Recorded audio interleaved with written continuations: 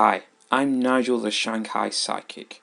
I can tune into your loved ones in the spirit world, but I can also tune into you, tell you about your path and the choices that you need to make and need to know. I'm currently giving 30% discount on all Tell Craig Your Story listeners. Just use the code Tell Craig Your Story for 30% off your first psychic reading with me online at Nigel the Shanghai Psychic. Black China, baby. Yeah, we know we don't play around. We know the podcaster in Shanghai. There's only one guy on my side, and his name is Craig. Check him out. Skinny OG, boy. If you got a story to tell, call Craig. The government been checking your mail. Just call Craig. Your ex-girlfriend just fell down a well. Call Craig. They say they about to put you in jail. Just call Craig. Call Craig. Call Craig. Hey, you go and tell Craig. Call Craig. Call Craig. Hey, you go and tell Craig. Call Craig. Call Craig. Hey, you go and tell Craig. The only podcast that's ringing the bell. Call Craig. Boy, you know who to find. Just go tell him your story, it'll be fine. You know, have a good time. Yeah, this your boy Skinny OG. One love, big up to my boys. Tell Craig your story. Check him out now. Hello everyone, Craig here. Welcome to another edition of the podcast, Tell Craig Your Story. Today we'll be speaking to Mexican entrepreneur Alejandra Mendoza.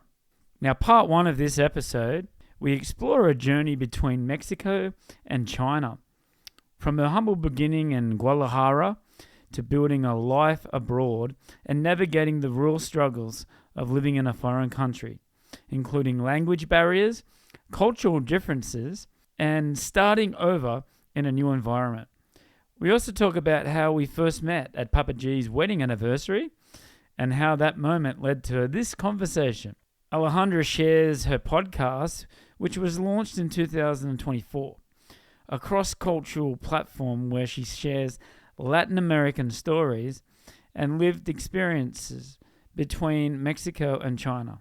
The podcast is produced exclusively in Spanish and Chinese, bridging both languages and culture.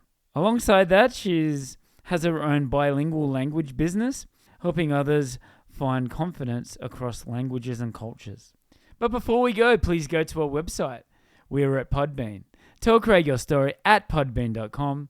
We have a link tree there which tells you where Tell Craig Your Story podcast is streaming. We're on all the major streaming services. For our Chinese listeners, we have Bilibili, Red Note, and TikTok. And for our Russian listeners, we have VK. All right, here we go. This is part one with my chat with Alejandra on Tell Craig Your Story podcast. Tell Craig Your Story. Hi, Alejandra. Yes. How are you today? Tonight. Tonight. Yes. I'm very good. Did you find it okay? The mystery. I went around like this is like labyrinth. Gugong, we say in Chinese. Yeah, Very Google fun. tells you to go the other way, right? Yeah, and I crash into, now that we are in the intercultural thing, I crash into this very Chinese way of saying things, but it's not direct, right? So this lady in the cabin, I waved to her to say, I'm going to come in, I'm a stranger. And she was like, yeah, go in. And then after 5 steps, she was like, where are you going? And I was like, going down the road because here in my map. And she said, like, you cannot go there. And I said, well, yeah, in my map. Oh, okay, well, if you want to go there. And I went all the way there to find a wall. Yeah. And then I had to come back. And I was a little bit pissed. As you would. Yeah. Yeah, because it's like, you could have told me that there was like, you work here. Like, it's improper to go back and kind of like tell people off. Yes, so I would just pass by. But how frustrating is that for a foreigner living here, having those bad days? Well, you have to.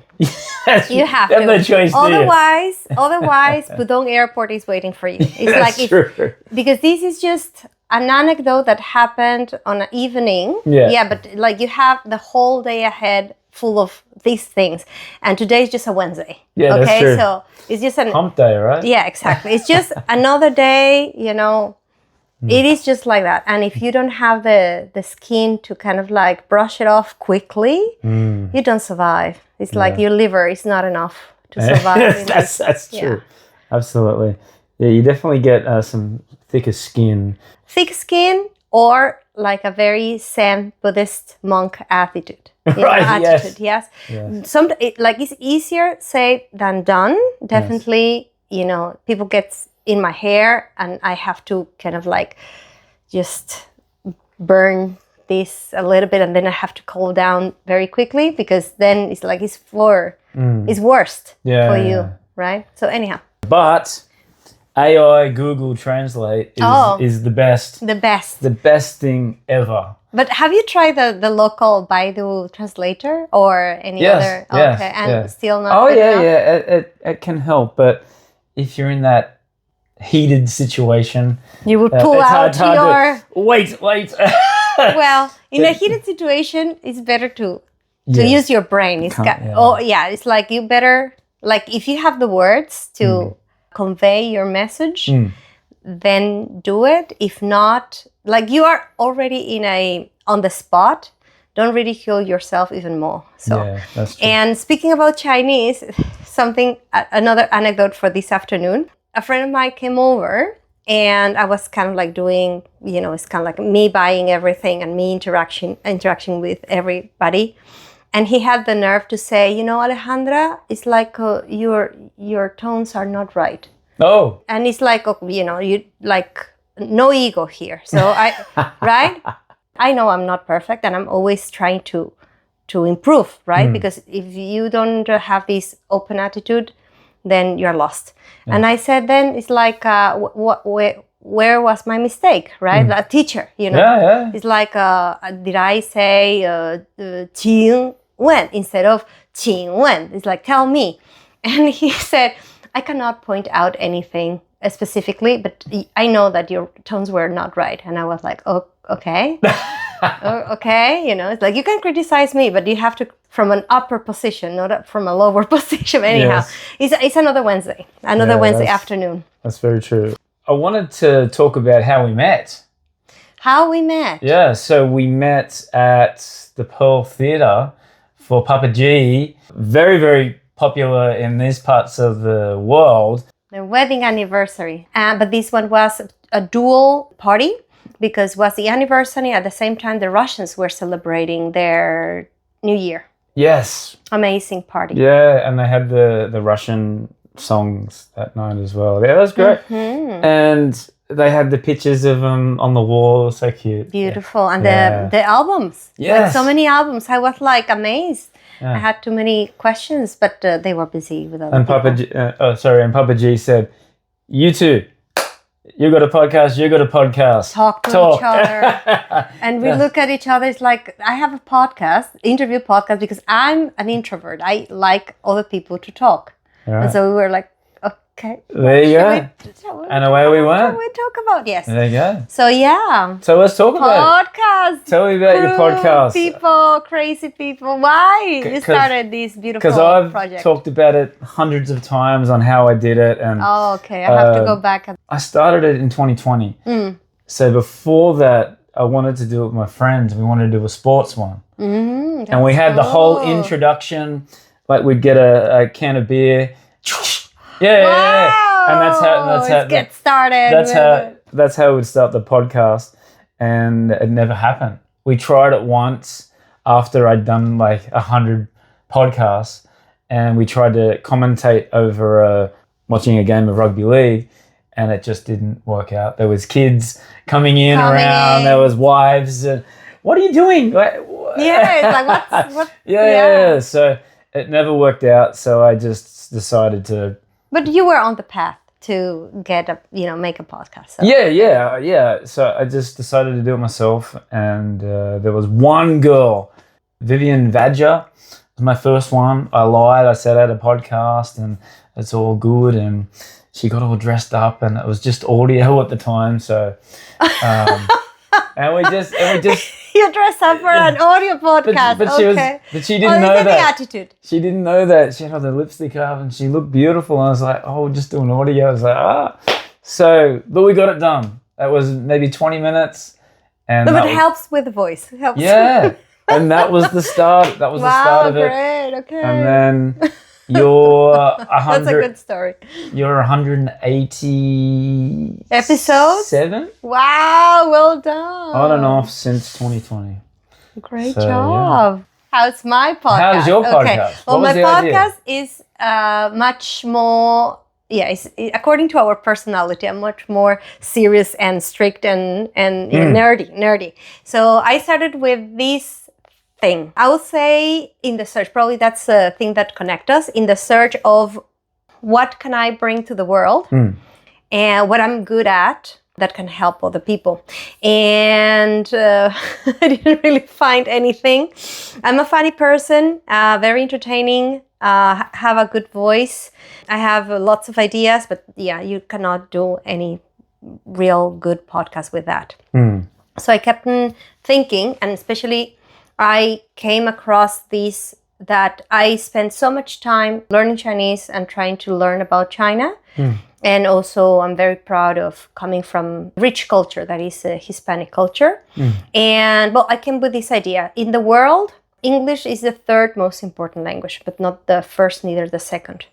But it's overrepresented, like over 80% of the digital content is spoken in English, which is, I'm not that kind of people that is like, fight against the empire. No, I'm not that person, because English have helped me connect with the world. So I recognize that English actually is a value, an asset.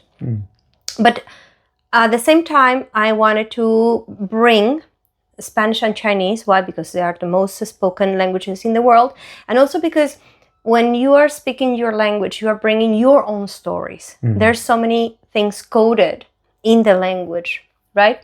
So instead of complaining, I want to just step in and provide. Also, a thing that makes me angry a little bit, being a foreigner that likes China and tries to understand China, is that the content offer in the digital media is either you love China or you hate China. So neither of these two positions are real and educational for the world. You cannot, because you absorb, these discourses, they become your discourse.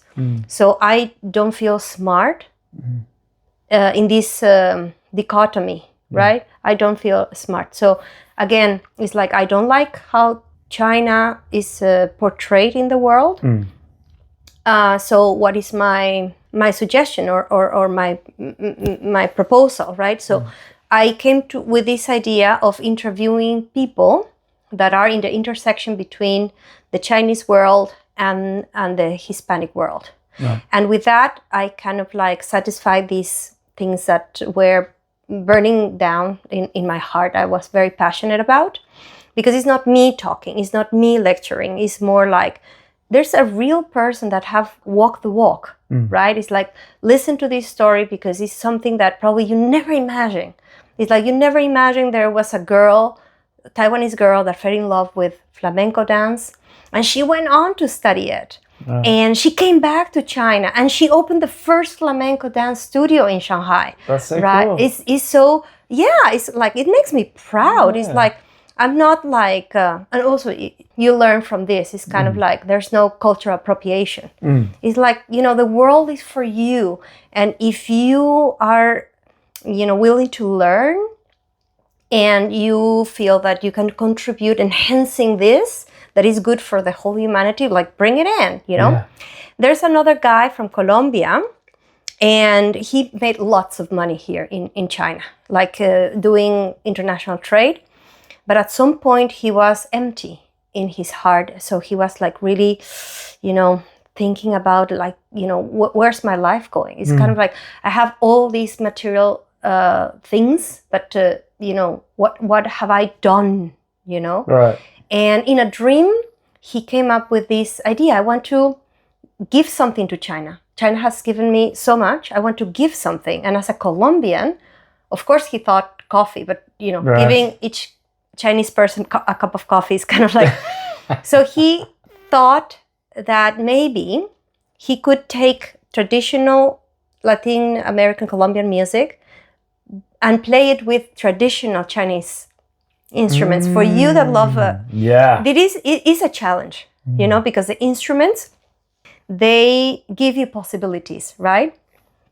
So traditional music is meant to play traditional songs, right?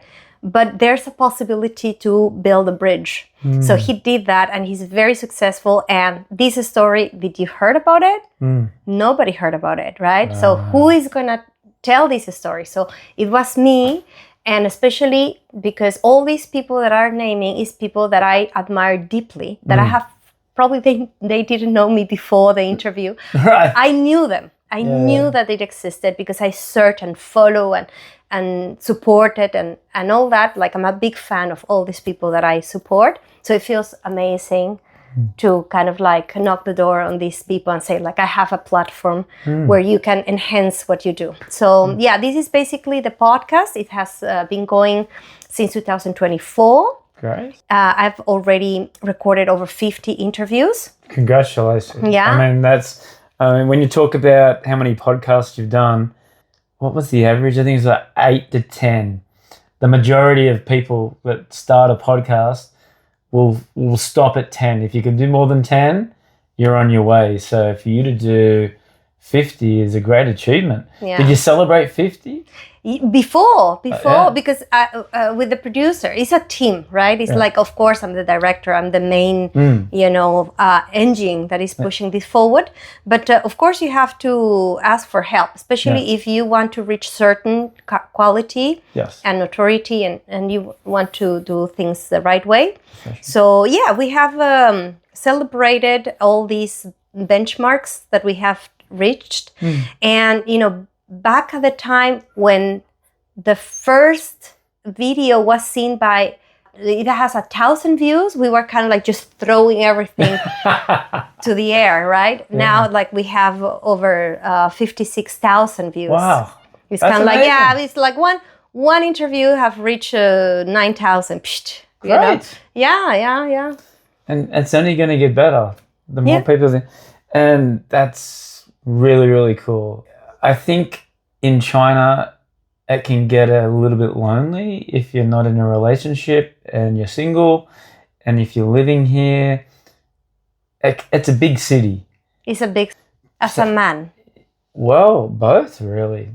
What do you think? Well, I am a Latin American woman, very short. I walk through China, and sometimes people think I'm Chinese, but not the right type of Chinese.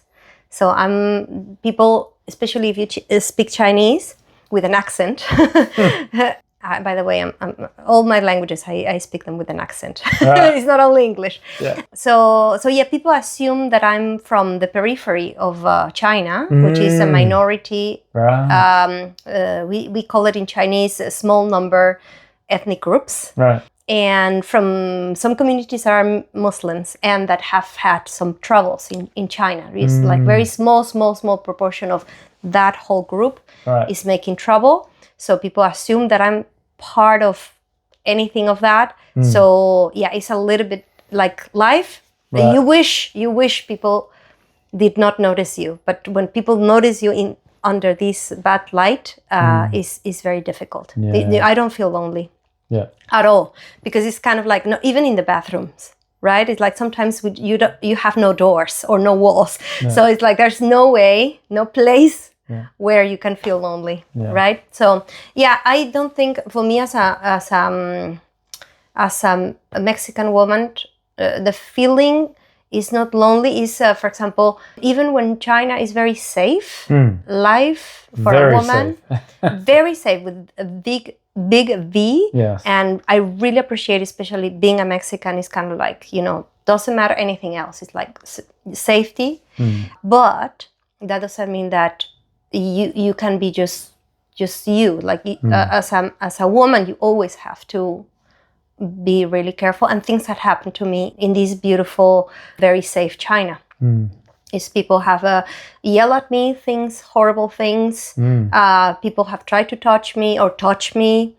I have come across people that I don't know where they get the wrong message, because I usually don't go around, with any sexual energy. On the contrary, because I come from this culture that is like, if something happens to you, it was your fault, kind of a thing. So I'm always very conscious of it's kind of like, don't give anybody any hidden message or any, intention, like very, have very clear communication. Yes. And even so you come across situations that are discomforting. But yeah, it's just like life as a woman, Yeah. My first experience was to support an online group. That was my first job here. I traveled all around. So I guess the one thing about not being able to speak Chinese and understand it is that you can't understand what they're saying. So I know Lawai, I know certain words, but they would stare at you. They would touch my hair. And they were seeing like a foreigner for the first time. I was going to these little villages, had 50 people. Amazing experience, but yeah, the whole culture thing is just very, very, very different. And I'm trying to get a dating in China podcast happening very soon. I keep saying that, and my plan is to get 3 or 4 foreigners, discuss their stories about dating here. The one thing, you must have dated a Chinese person before. Okay. Don't come on the podcast and say that you've only dated foreign people. That's not what I want, okay? And and then the second podcast is I want the Chinese people, then 2 or 3 Chinese people to come on, listen to the foreigners, and then comment. Yeah. Oh, that's nice. Like to have the view. Like yeah. Oh, that's cool. And then who knows where that could go. The new trend is like you want nothing with anybody.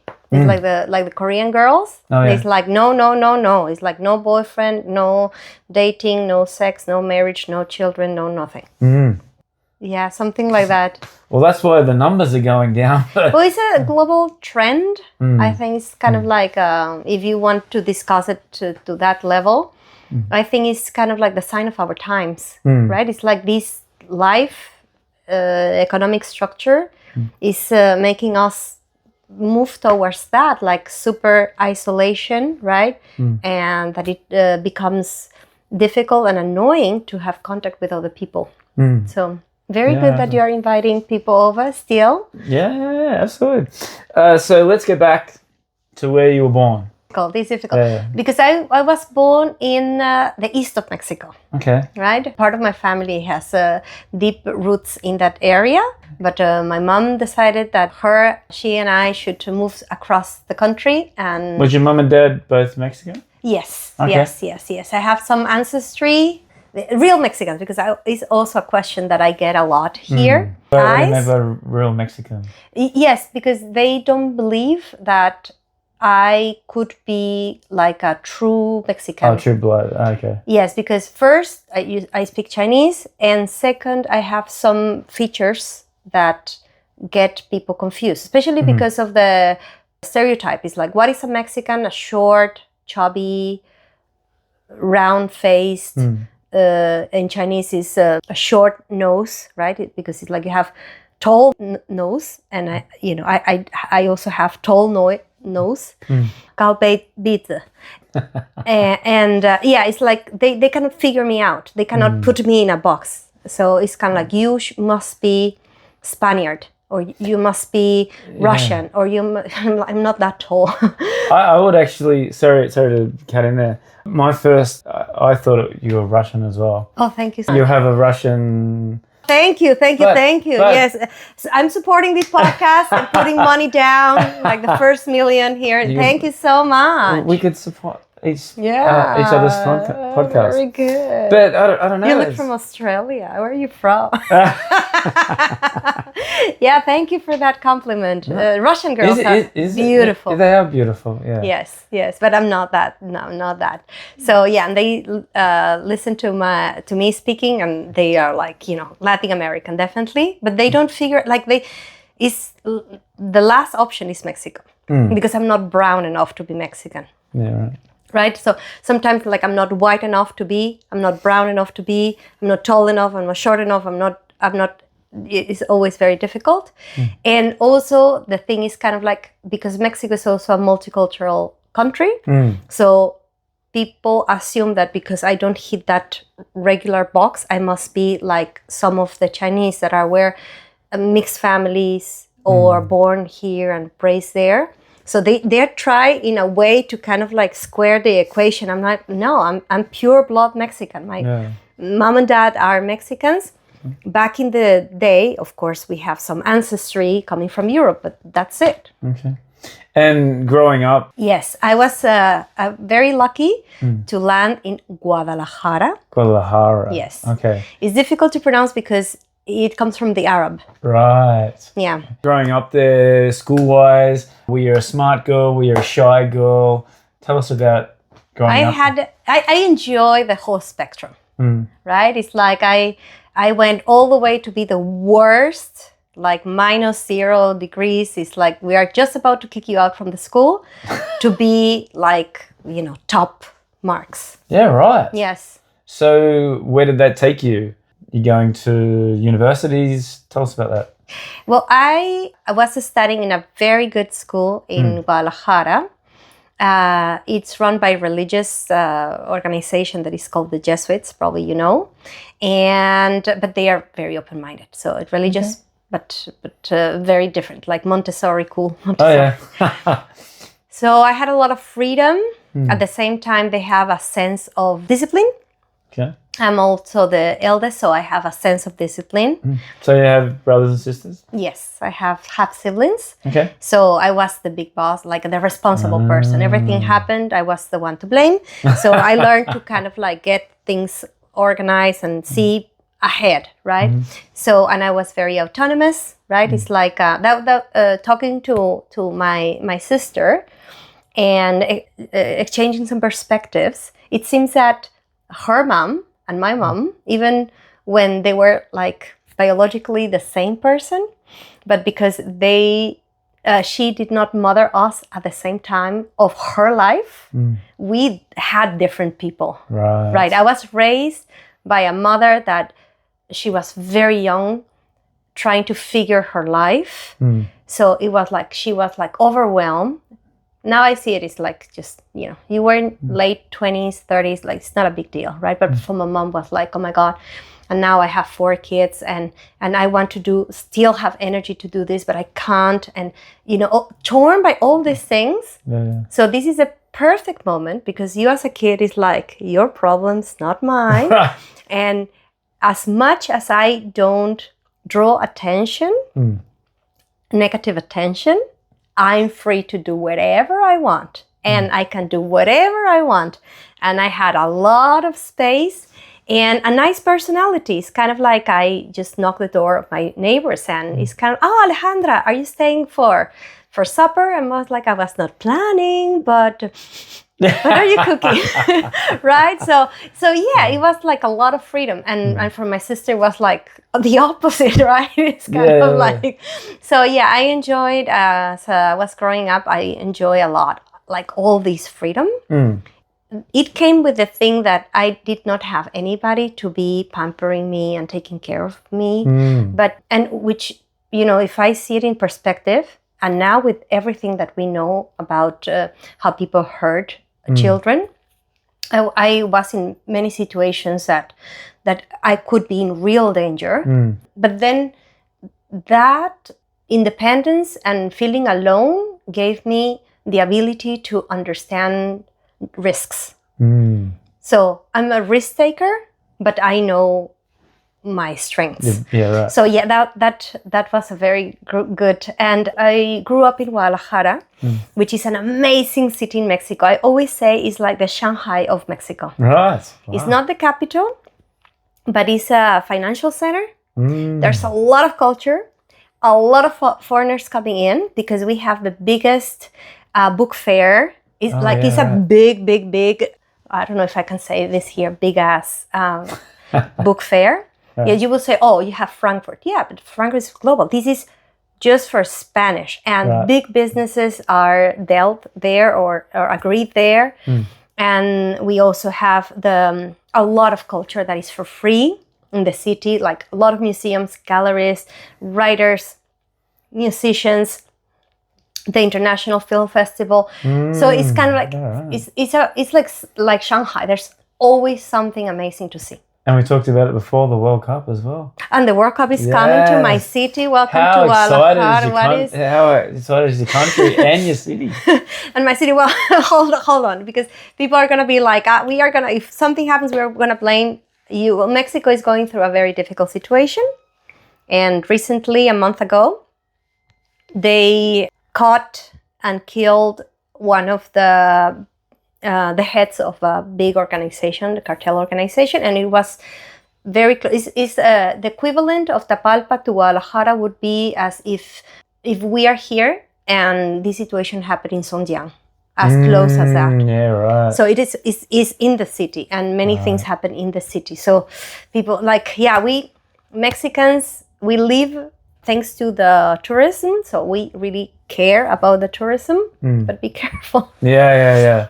And the other thing that I see about Mexico is every time Metallica or AC/DC or the big rock bands, they go down there and they don't get to see it as all the time. But when they do, oh my God, they sing every song and they're so, the mosh pit's like bouncing up and down, so passionate. I love seeing that. Yeah, Guadalajara it's a very connected city. It's like not only in transportation, like international flights and everything, but it's a university city. Right. So the average citizen, it has a different profile, right? It's like there's plenty of bookstores and libraries and coffee shops, and we have the culture of sitting down, have coffee and discuss things. So yeah, it's pretty cool and has great weather, great food. And I'm going to have to check now and see if Australia are going to play in Mexico in their group thing. Their second game is against America. So you've got to help us support. We've got to beat America, right? Okay. Well, I have many American citizens as friends. So I'm. Don't worry about that. So. And look at the situation. It's like, look at the situation. You should feel sorry. Like, give them the prize. Yeah. Without even playing. Like, please give. Like, these people really need support. And be a little bit empathetic with the Americans. Yeah. Like I said, I was just there last month. I really like it there. If you can block out the politics and what's going on, you meet some of the nicest people you ever meet. Yeah. I really like it. Jayo, USA. And he's going to turn 250 years old. That's amazing. That's a big thing. Yeah, and Australia's getting close to 250 as well. So there you go. Celebration, right man. Yeah. So I want to ask about the public speaking. Yes. I'm teaching public speaking as well at the moment. And it's always amazing for the grade 9s for the first year. They're so shy. They're so timid. So go back to around your university time. When did you start getting involved with public speaking in Mexico? From day one. Yeah, right. Yeah, because I'm a natural leader. That's something that, I noticed that it is part of me. I didn't develop, this was just the way I am. So I was part of you would say, the student union, right, of the career. And I started noticing that because we studied international relations. So we had to present a lot. And part of the educational program. It has to do with presenting, like be confident in public. So with our classes, we were asked to do presentations, but nobody really taught us how. And people were feeling like your students. It's kind of like, oh my God, like this is horrible. You know, I don't want to do this. Oh, doing it terrible, right? And they were marked. So I organized. I call an expert in the city, a consultant that trained politicians and other people. Nice. We designed together these like a mini public speaking course, a workshop that is like, it has the study part and also the practice. Very nice for my group. So I was not only practicing, I was organizing for other people to benefit from that. And from that moment, Toastmasters started to be on my radar, but I did not have the chance to join any club. And actually, I remember that at some point before coming to China this time, it was like 10 years ago, I thought that I was going to stay in Mexico longer. So I started looking for clubs. And very interesting. Guadalajara is also very interesting in that regard. They have clubs in English, clubs in Spanish, clubs for young entrepreneurs, for old people, like very diverse. And I didn't stay with any because I moved here. And then here, I discovered Toastmasters Shanghai. So I visit some groups. I was president of 2 of the groups. Fantastic. Yes. What tips do you have then for like public speaking or being a leader in general? Do you have an example of a story or something like that? Well, I have like a lifetime of What's one that stands lights out? And darks of being a public speaker and a leader. Yeah. As I said, first, a leader is like a natural call for me. I remember have leadership positions since I was 4 years old in kindergarten. So was it naturally, or did it take time to? No, it was natural. It is a combination, right? Because one thing is you have like a natural talent for example, I step up when there's a problem. I don't shy away. I'm the person is like, what's wrong? It's like, what do we need to do here? Or who is the bully? It's kind of like, I'm going to punch his face. It's kind of like justice and order and let's do things is always in me. But one thing is you have this kind of like natural talent, and another thing is develop that talent. So I've read a lot, and I create situation for myself where I could grow in these abilities. So that's what I can say. And in public speaking, me also being a consultant and teacher on public speaking, I think the most important thing is that people understand that they are unique. They have a unique voice, a unique angle to observe the world. In all the millions of years that the world have existed, and the millions of years that it will, hopefully exist much more, there's nobody that has your perspective. So if you don't tell your story, the world is missing something important. So the public speaking is not about, oh, me, I'm so great, and you guys listen to me. It's more like you have the tool to help other people figure out something important out. You have the tool to inspire people. You have the tool to instruct people. So this is your responsibility. So always public speaking, especially when people say, oh, I'm so shy. No, it's like, think of the service that you're giving. So from that on, you develop your style and your voice. Yeah, absolutely. That's great.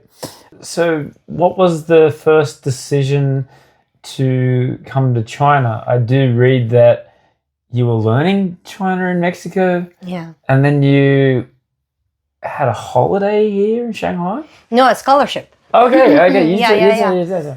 So the story goes back that when I was young, as we are all a little bit arrogant, right? In my 20s, I had already learned so many languages, European languages. What was the fascination?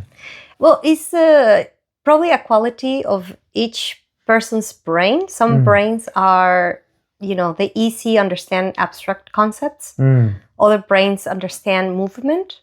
Other brains understand space and volume. And some of us, we tend to understand language.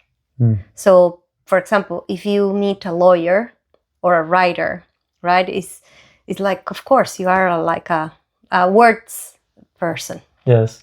So I thought I was good at languages, right? In my, very, arrogant position.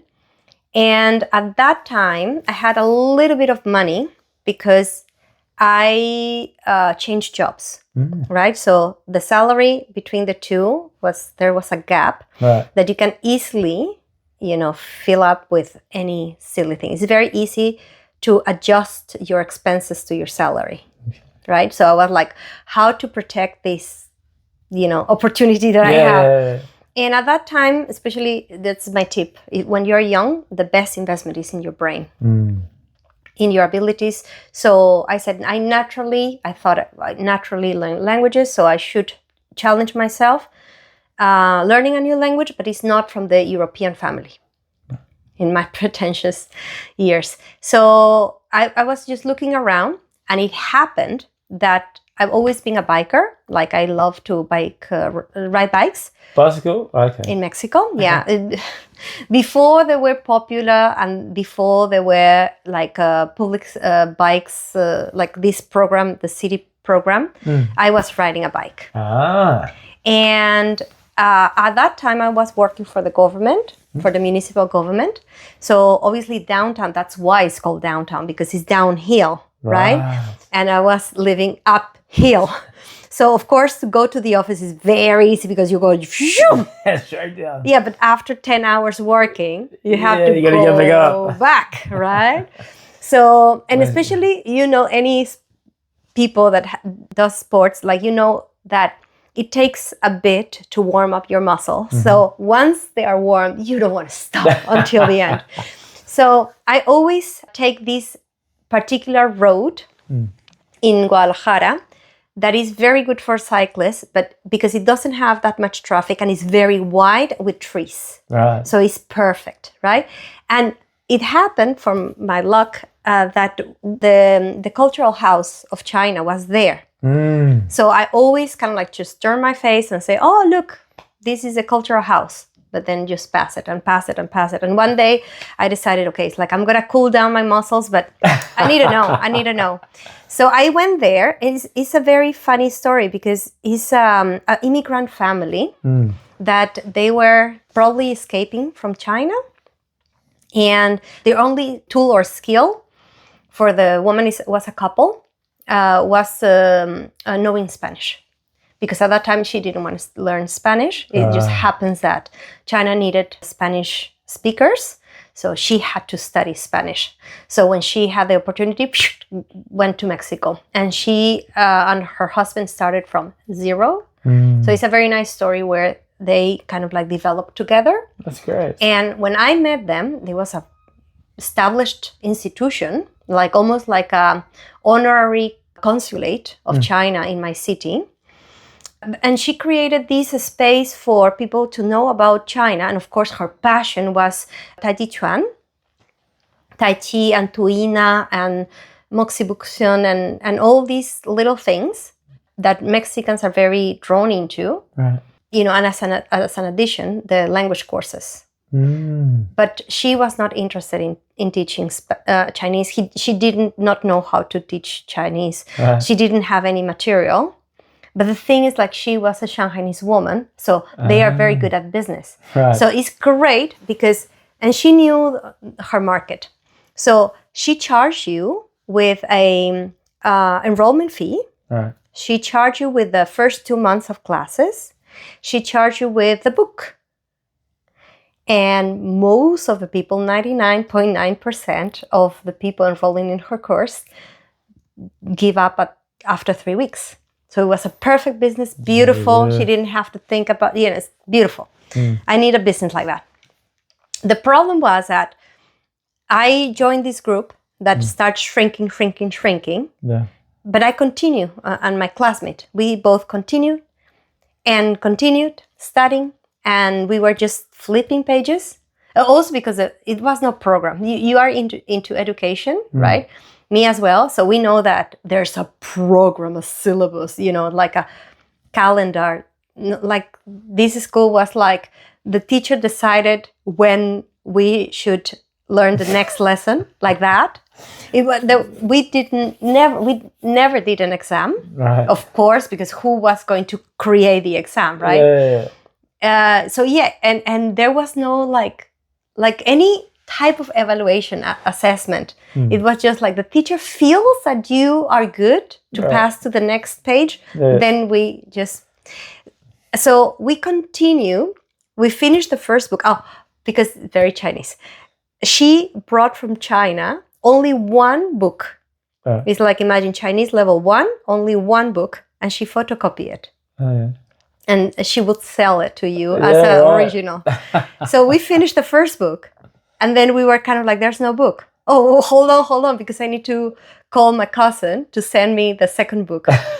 So we finished studying the second book, and then the third book, and like that, right? Yeah. So at some point, my teacher was kind of like, okay, there's this scholarship between the state of Jalisco and Shanghai. And I can appoint 2 candidates to compete for this scholarship. It was a very short scholarship here in the university, only 6 weeks of classes, which is nothing. But long story short, I came to China in 2012 with that scholarship. Right. And what was your first experience like of going to see, meeting people? What was it like? At that time, I already could speak Chinese and read. And so it's like going by, transportation and basic things.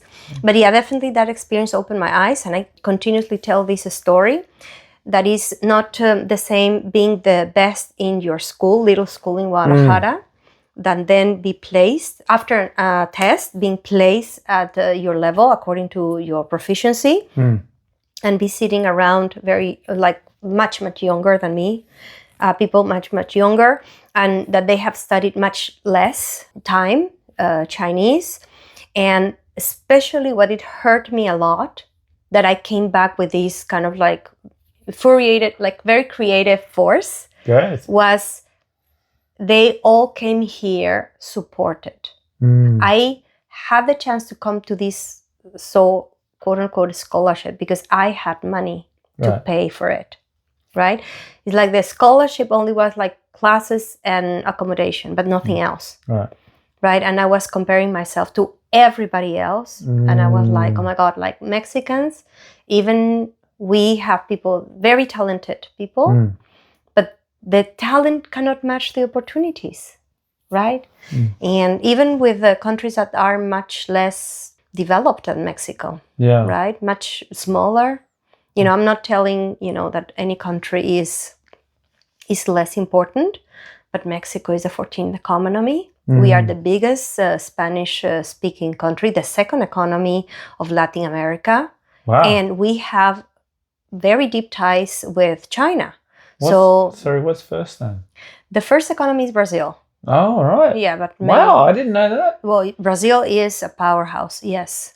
Yeah, everybody has Brazil in the map. That's why the BRICS, and they start with a B.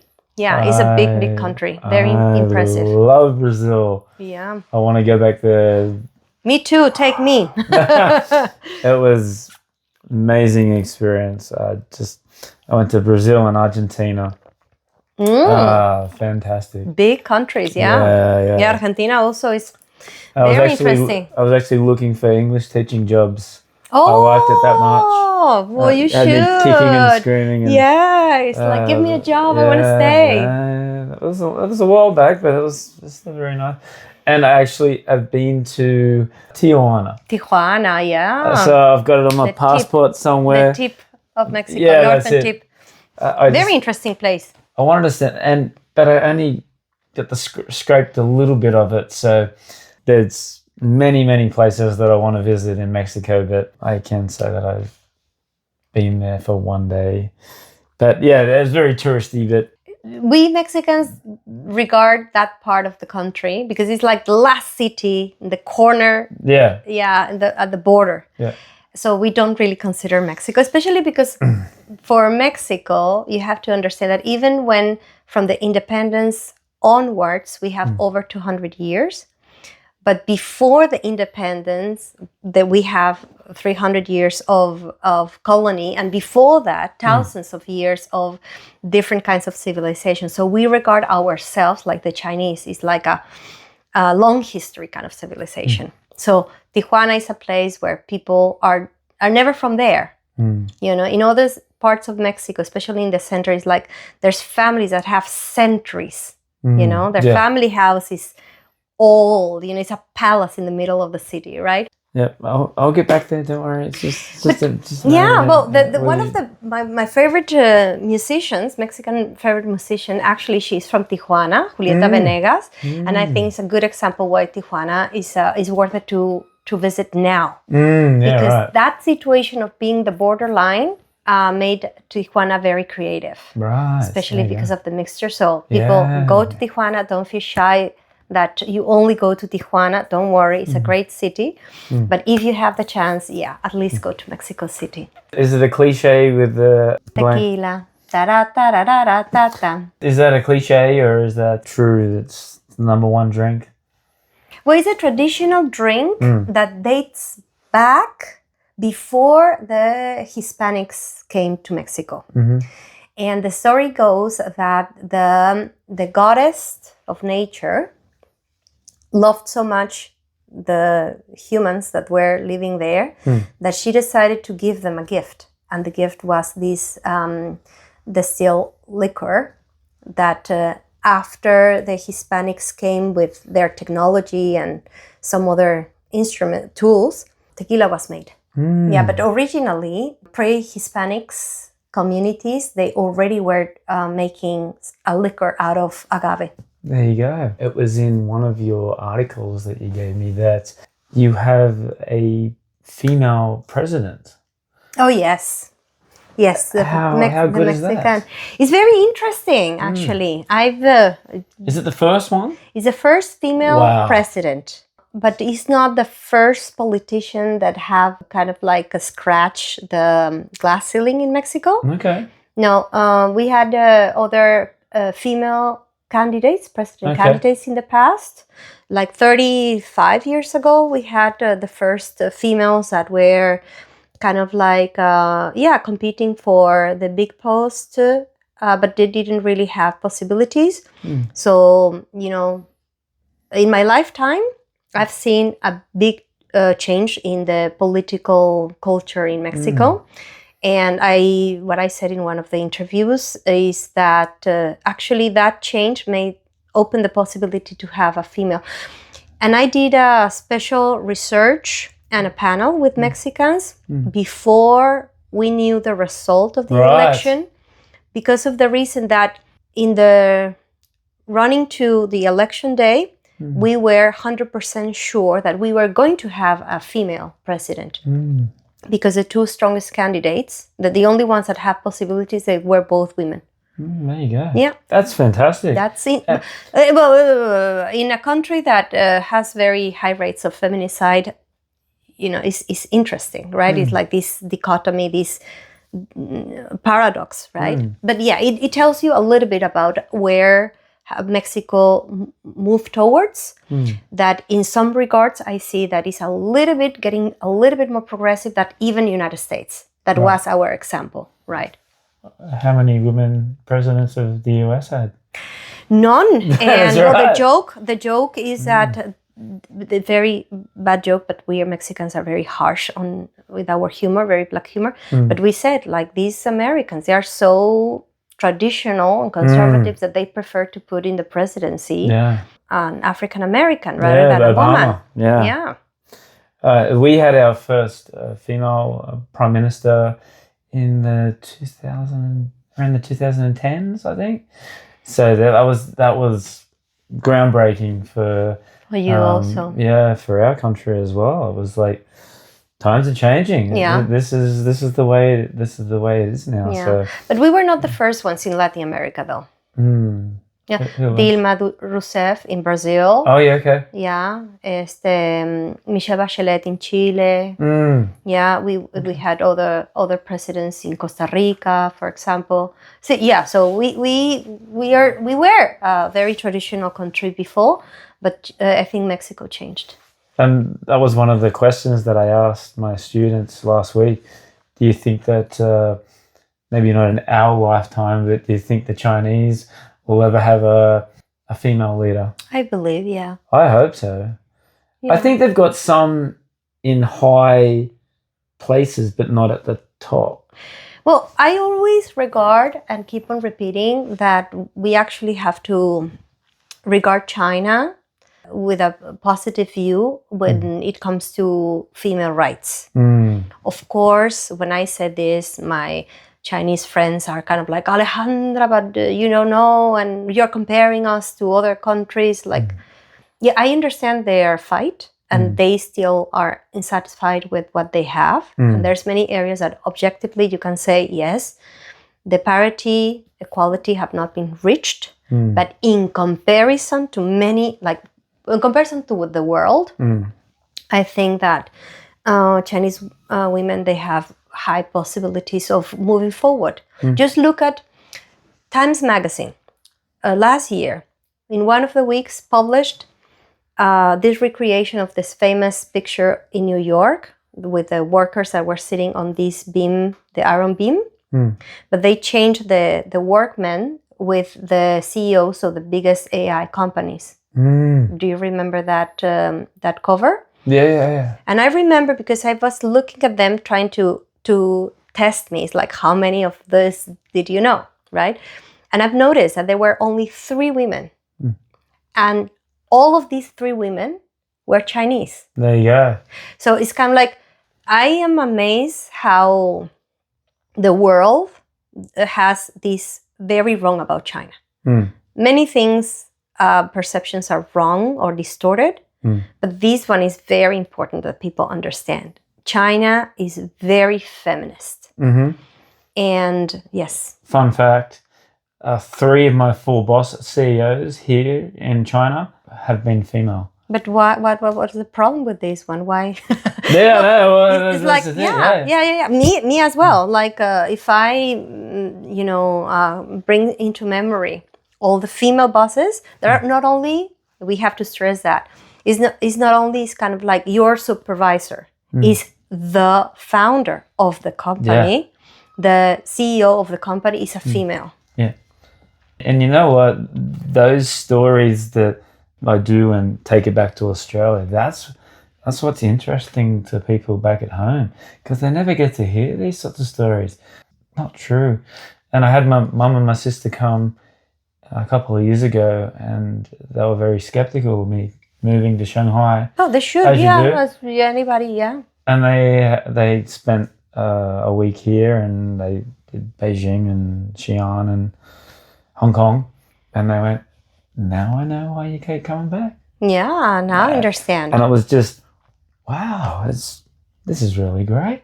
Well, there's people that even setting foot in China, they don't open their eyes. And that's a little bit sad, right? China is not perfect, right? And I hope... Who is? Exactly. But I hope that at least they are wise enough to don't try to push this discourse that they are perfect and everybody have to follow them, because they don't have it. Like, the discourse to the world is kind of like, well, you know what?